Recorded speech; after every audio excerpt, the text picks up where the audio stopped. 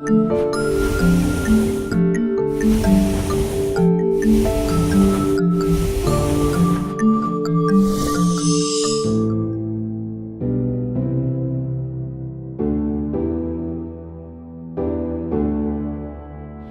hombre de acción en los negocios que ha tornado toda una red empresarial internacional, destacando figura pública reconocida por su liderazgo a nivel mundial. Tenemos a un visitante distinguido, empresario, que obviamente todos sabemos es una actividad que corre muchos riesgos y para superarlos requiere de mucha sapiencia y experiencia en todos estos sectores económicos. Así que sea usted bienvenido conjuntamente con sus colaboradores.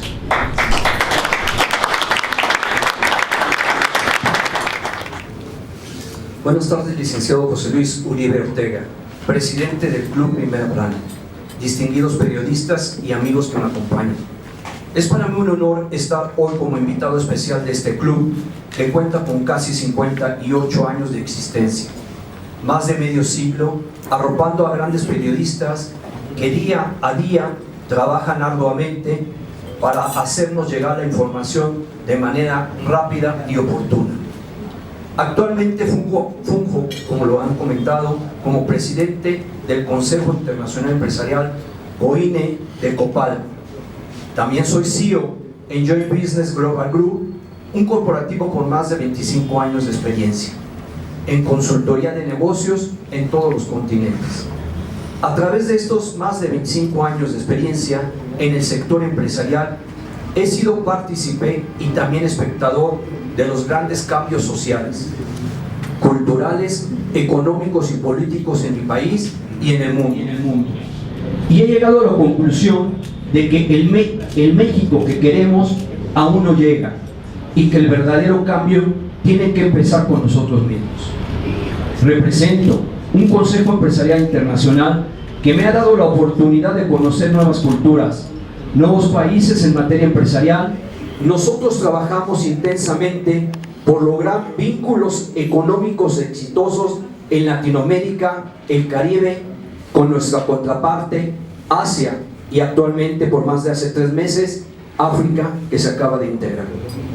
Somos un consejo empresarial que representa el área comercial empresarial de los 3 órganos políticos más importantes conocidos como la COPAL, Conferencia Permanente de Partidos Políticos de América Latina y el Caribe, y CAP, que es la Conferencia de Asia de Partidos Políticos, y CAP, la Conferencia de Partidos Políticos de África. Actualmente estamos enfrentando grandes desafíos económicos y sociales. Debemos enfocarnos en la búsqueda de nuevas oportunidades. En el ramo empresarial me he dado a la tarea de emprender una lucha contra la corrupción, buscando claridad y responsabilidad empresarial, y también apoyamos la inclusión de más mujeres talentosas en el consejo que represento. El COINE ha sido un ejemplo de consejos que están preocupados por la sociedad, que están comprometidos a generar una inversión con compromiso social. También buscamos apoyar a los emprendedores. Los empresarios coincidimos que es el momento de unir fuerzas para enfrentar los retos que supone el nuevo panorama internacional. Y toca a todos y cada uno de los que estamos aquí tejer esos lazos de unión desde nuestras casas, nuestros trabajos o nuestras escuelas, para generar grandes sinergias a favor de nosotros y nuestras familias, pero sobre todo a favor de un México mejor. No es nada sencillo tener negocios internacionales que verdaderamente apoyen a un país, tener negocios que apoyen para bajar la corrupción, que apoyen para poder ayudar a la pobreza, que apoyen para bajar la delincuencia, que apoyen en un entendimiento verdadero para que junto con todos los empresarios podamos convivir, entender vínculos comerciales. No ha sido nada sencillo, pero es un camino grato porque me ha tocado vivir aprendizaje político, empresarial y social. En este camino que ha empezado y que no me cabe la menor duda que nunca terminará, como lo dije en el discurso, porque mi objetivo es que sí se lleve a cabo el cómo se logren estos éxitos. Estoy convencido que con ustedes lo voy a poder lograr más rápido y mejor. El apoyo directo del gobierno ha sido un apoyo técnico, un apoyo de acuerdos que existen para poder lograr que eso no exista, donde las licitaciones quedan en manos de los amigos. No es nada sencillo llevar a cabo esto, debería de ser, en conclusión, debería de ser una base que no debería de pasar esta corrupción, y es por lo que estamos luchando.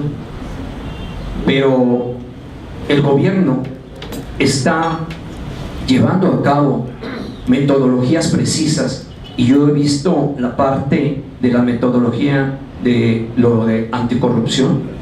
Incluso platiqué con la gente de AERI. Vamos a trabajar en conjunto con un programa anticorrupción para poder apoyar a los empresarios, y para poder apoyar no solamente desde la parte de una licitación. El empresario, hoy en la mañana yo platicaba con gente del gobierno del Estado de México, y yo le comentaba que había participado por convicción cuando se me invitó con el equipo de Delemazo para poder ir a platicar de seguridad, y en este caso el tema de corrupción, pero desde la parte empresarial y de inversión. En ese momento yo expuse que los empresarios necesitaban confianza, y la confianza se creaba con la participación del gobierno y con la participación de una sociedad. En ese sentido se dice muy sencillo, pero yo le decía, como nosotros ahorita vamos a presentar un proyecto muy grande en el que vamos a invitar a todos los alcaldes de todo Centroamérica y gobernadores, en donde van a venir ellos a poder participar en un evento que lo queremos hacer en el Estado de México. ¿Por qué lo queremos hacer? Para poder hacer acuerdos, para hacer un memorándum de entendimiento real, de seguimiento, que haya la participación del gobierno desde el momento en que podamos hablar de los impuestos, desde el momento que podamos hablar que no haya un terrorismo fiscal contra los empresarios, desde el momento que hablemos que haya una inclusión de un personal adecuado para poder llevar a una auditoría o una consultoría, o más allá, poder ayudar, direccionar a un empresario para poder lograr con éxito sus negocios. Y no solamente es el Estado de México, son todos los estados, y en este momento por eso queremos invitar a la gente de otros gobiernos de Centroamérica para que vengan a platicar cómo ellos lo han logrado con los empresarios y con los inversionistas, pero también con la participación social.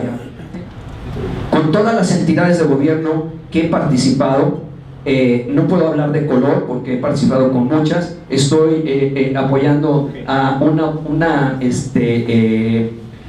aparte de ser un gran amigo, el licenciado Aldo, y que lo admiro en su materia de lo que es justicia, y fue lo que me llamó demasiado, y junto con el magistrado de la Suprema Corte de Justicia, que tenemos ese tema de cómo aplicar la justicia a quien se tiene que aplicar, pero que se aplique una justicia, una sensibilidad de la justicia, sí, pero una aplicación estricta de las leyes como debe de ser. En este momento tiene una organización que acaba de iniciar, acaba de decir que preside la presidencia, se llama Rescatemos Miguel Hidalgo, y no importa el color, lo que importa es México, lo que importa es que verdaderamente los ciudadanos nos pongamos a trabajar todos en conjunto desde una parte empresarial y una parte de gobierno. No podemos hablar de que la corrupción se presente en un solo punto.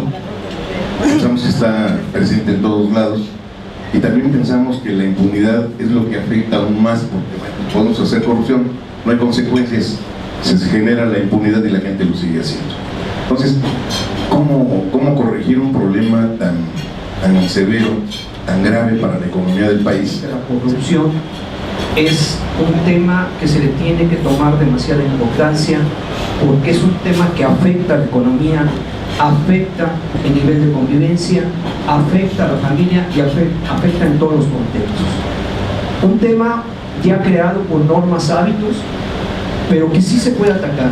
Sí se puede atacar He visto temas en donde me ha tocado participar como presidente del Consejo Internacional para poder ver toda esa logística de hacia dónde vamos a actuar los empresarios, invariablemente que se llegue a la renegociación del Tratado de Libre Comercio con la parte de los actores, en esencia parte política, técnica. Pero los empresarios, ¿qué es lo que teníamos que hacer en este momento? Y nos empezamos a ocupar en hablar con empresarios internacionalmente de Estados Unidos y Canadá en materia de agro y de automotriz, y empezar a ver cómo íbamos a seguir haciendo negocios. En ese contexto fue muy bueno porque recibimos un apoyo muy bueno de los connacionales, en los que decían que ellos estaban dispuestos a seguir en este vínculo comercial o destinar los recursos hacia otro lugar, porque inmediatamente nos vamos a dar cuenta hacia dónde se puede destinar. También del fideicomiso empezamos a hablar de todas las metodologías internacionales para poder apoyarnos en crear comisiones, consejos con personas clave internacionalmente, como fue el caso de gente de la Suprema Corte de Justicia, como fue el caso de mucha gente de gobierno, y para poder concretar en tener una materia técnica sin necesidad que pase a una cámara y tenga que ser una iniciativa, sino que sea algo aplicativo directamente para los empresarios y los inversionistas. Si desde ahí pudiéramos empezar a tocar ese tema, les aseguro que vamos a poder poner un granito de arena, porque vamos a crear una cultura y una educación.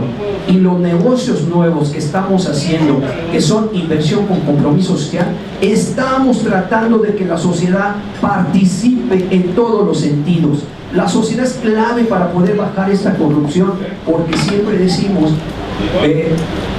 si no participas, no te quejes.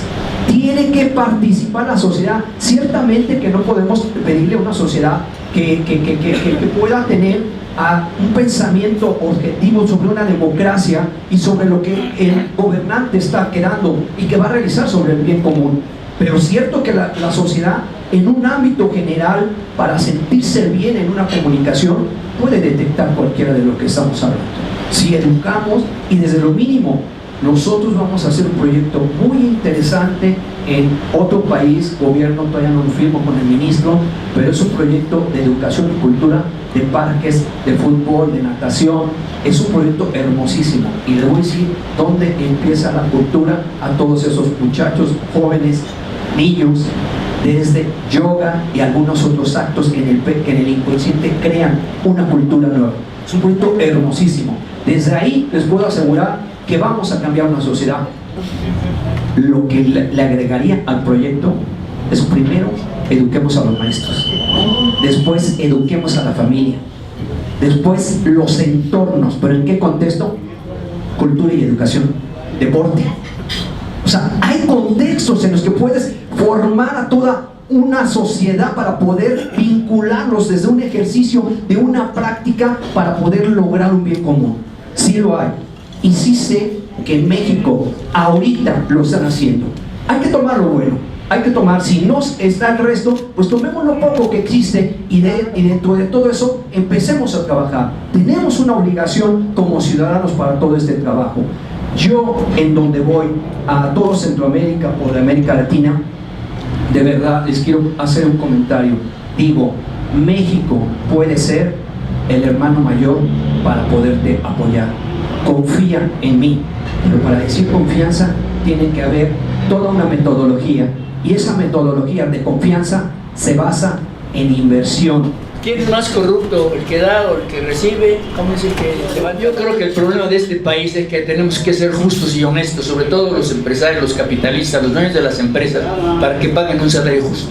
80 pesos no es justo. Yo creo que el factor humano, llamando empresario, y el empresario, para que haya contraparte, está el empleado. Y después del empleado viene la familia, y ¿por qué no? Viene el gobierno, porque es la recaudación.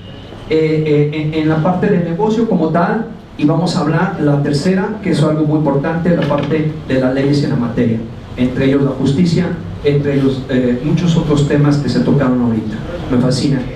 En todo este camino empresarial, incluso yo comentaba hoy en la mañana que deberíamos de empezar ya a incluir en todas nuestras cápsulas, le comentaba yo a todo un equipo técnico, que deberíamos empezar a hablar de cómo los negocios sí funcionan, y funcionan verdaderamente con una honestidad. Muchos factores que en este momento se agravan dentro del marco empresarial negocio. En ese contexto, yo les podría hablar de toda la experiencia que hay veces que el empresario no ha hecho nada mal. Se los puedo asegurar. ¿En qué sentido? El empresario está trabajando en su modelo de negocio. ¿Saben quiénes son los que abusan? Los empleados. Con un modelo de robarse al cliente, con un modelo de ser deshonesto en toda una parte cultural. Y podríamos decir, comprendemos porque gana poco, o en este momento deberíamos de darle más para que fuera más honesto. Es todo un contexto, porque es cierto, deberían de haber salarios justos. Es por eso que yo me apego tanto a toda esta parte internacional, que se habla muy bien de una metodología que un ser humano debe de tener un salario como los que existen en el mercado, están regulados o un poco más, y después un six fee de las utilidades del negocio inmediatamente. En ese contexto, si hay transparencia, el empleado va a poder lograr sus cometidos monetariamente. Estamos hablando familia y demás. Los directivos, llamando su operación o su responsabilidad, no la llevan a cabo como debiera de ser. Y puedo hablarte de actos administrativos, errores que en un momento determinado, mínimos, máximos, hacen que el empresario se meta en problemas. ¿Por qué? ¿Qué pasa cuando un empleado no tiene esta analogía cultura en la que se le presenta un problema que no pagó el cliente a tiempo? Y él sí tiene que pagar los gastos fijos, que es la nómina, que son los impuestos, que es la renta, la luz, etcétera, etcétera. Entonces, en ese momento, el empleado lo que hace es ocupar los impuestos. Estoy hablando de un directivo. Y después de ahí empieza una cadena, porque resulta que cuando llega el momento de pagar los impuestos no hay dinero, pero sí tuviste para pagar una nómina, sí pagaste tus gastos fijos, etc.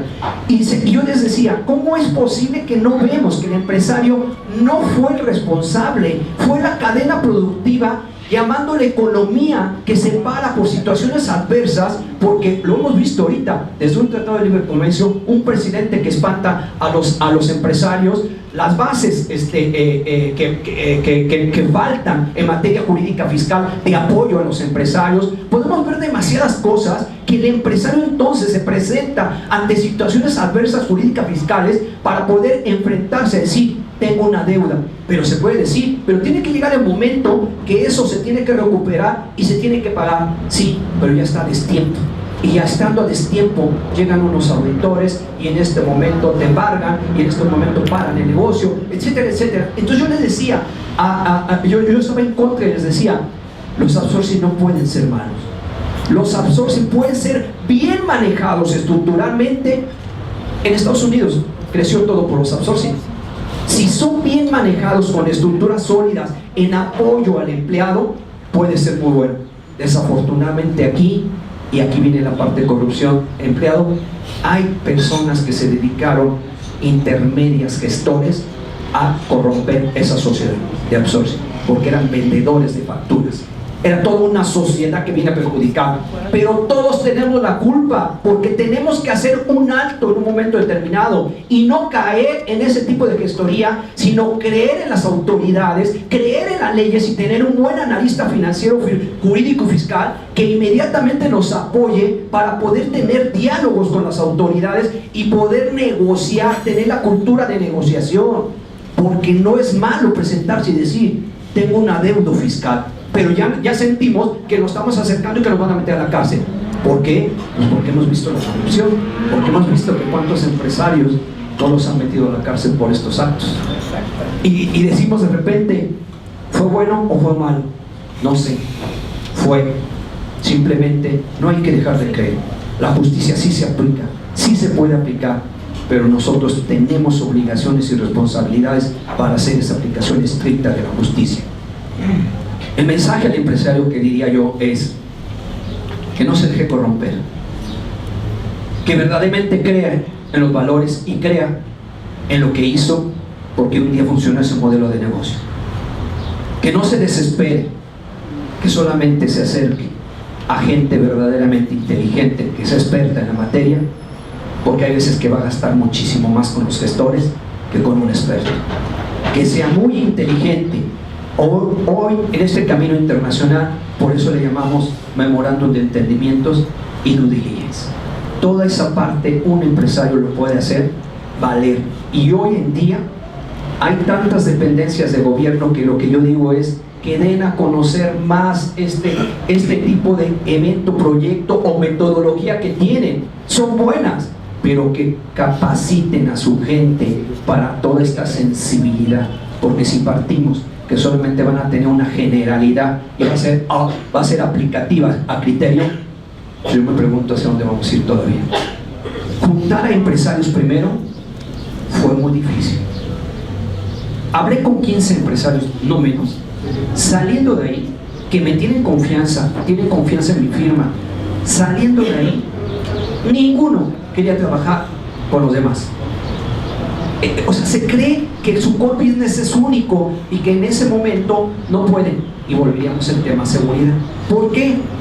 Porque han pasado tantas cosas el empresario, y ya no hablamos de competencia leal profesional, hablamos de muchos otros factores que se meten en una norma de inseguridad verdaderamente para poder seguir siendo empresario, que en ese momento el empresario lo que hace es no crecer conjuntamente con otras personas. Y yo les decía, vuelvan a confiar, tengamos una decisión, consejos, comisiones, podemos lograrlo si todos juntos ideamos el cómo. Solamente 3 proyectos empezamos a hacer con un ticket de 250 millones de dólares. Qué difícil es eso. Cuando nos volteamos y en Rusia se cerró el primer ticket el año pasado, en junio, el primer ticket de centros comerciales, casinos, campos de golf, hoteles, etcétera. Cuando la primera piedra se puso, fueron 1.250 millones de dólares. Dije, ¿por qué México no tiene esa visión? Pues sí, de nuevo, cultura, sustentabilidad, sí se puede, sí están las metodologías precisas. Seguridad es un gran tema, seguridad de gobierno y seguridad por parte del mismo empresario en su competencia y con todo su equipo de trabajo. ¿Qué más va a hacer? Que haya otro tipo de factores que vinculen al gobierno para este tipo de aplicación y que haya programas estrictos como hay en muchos otros países para que esa persona le dé vergüenza caminar en la calle y que verdaderamente si quiere salir de nuevo como un ser humano para poder ser digno de todo, de convivir en una sociedad, que verdaderamente haga los actos que tienen que ser, porque todos tenemos derecho, y es mi opinión, a que tenemos que ser perdonados. 2 temas muy buenos y en este momento yo diría muy difíciles. No hemos cerrado ningún negocio de turismo en México. Mejor estamos cerrando en la India, en Colombia, estamos ahorita viendo otros de otros países, y México seguimos en el due diligence, viendo. Si le metes un poquito de inteligencia, no solamente vas a tener México-Guatemala, vas a tener México-Guatemala-Estados Unidos. ¿Por qué se volteaban a ver ahorita el tratado? ¿Por qué sale todo este tema de Honduras, Salvador, Nicaragua? O sea, ¿qué pasa? ¿Y por qué ahora sí? Entonces el vicepresidente está diciendo que ellos apoyan para que la migración no suceda la migración. Entonces quiere decir que hay también debilidades. Ahí es donde el empresario debe ser más inteligente y hacer sus análisis y síntesis debidas para que verdaderamente puedan seguir operando. El empresario internacional siempre tiene un equipo apto que lo ha llevado a tener éxito. Y ese equipo apto siempre busca, no la evasión fiscal, la mejor alternativa. Si un modelo de negocio tiene un margen financiero de un 9%, ¿podrás pagar 35% como en México? Entonces, ¿qué tendrás que hacer? ¿Lo abortas y no lo haces aquí? Hay que pensar, esos son los vínculos de los tratados donde nuestros gobernantes en materia fiscal deben de ponerse a trabajar para poder ver cómo poder ayudar a tener una ideología de estímulos fiscales internacionales. De lo contrario, todos los empresarios, lo hemos visto con Google, Uber, pagan los impuestos en México, no los pagan. los paga en otros países y cuántos son lo que paga, y ya lo ganó en tribunales, que México le quiso hacer, no México, otros países le quisieron hacer que pagara los impuestos en el país que está dando el servicio, porque ahí están los ingresos, está la fuente de ingresos. No le pudo ganar, porque su estrategia está muy bien estructurada y cimentada, demostró todo jurídicamente, que está pagando cuánto de impuestos, el 5 en unos países, el 4 en otros el 7, o sea, esa es la estrategia verdadera. Pero yo digo, ¿está bien o está mal? No lo sé, porque verdaderamente si nos vamos a estar bien con los márgenes de utilidad, entonces yo diría, si un margen de utilidad en un país es de un 15, 18 y que ya es muy buen margen de utilidad, ¿podrá entonces pagar una carga impositiva de un 33%? Ahí es donde deberíamos de trabajar, es donde deberíamos de ver las bases de oportunidad a nivel gobierno empresarial para poder llamar. No estoy diciendo que le hagan favores a los empresarios. El empresario no necesita un favor jurídico fiscal ni de inversión. El empresario necesita una equidad, un vínculo de una base de un bien común para él y toda su sociedad.